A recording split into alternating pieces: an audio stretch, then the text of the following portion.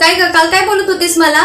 सकाळी मला लवकर उठव, आंघोळीला पाणी ठेव, नाश्ता करून ठेव, मला उद्या देवळात जायचंय पाया पडायला, वर्षाची सुरुवात मला देवाच्या आशीर्वादाने करायची आहे. काय झालं?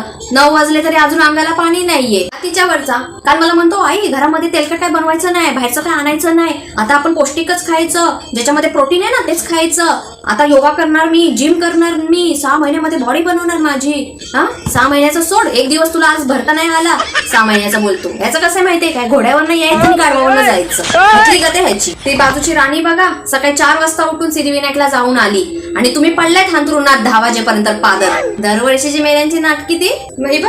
स्टेटस बघ एवढं छान ठेवलंय मावशीच्या मुलींनी. मामाची मुलं पण बघ कशी स्वामींच्या मठात जाऊन आली.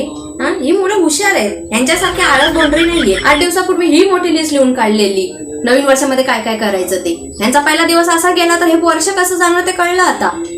तुमचे 2 महिने आहेत ना, 2026 ला 2025 लिहिण्यातच जाणार आहे. मावशीने मामाला केला का मेसेज? नाही केला ना?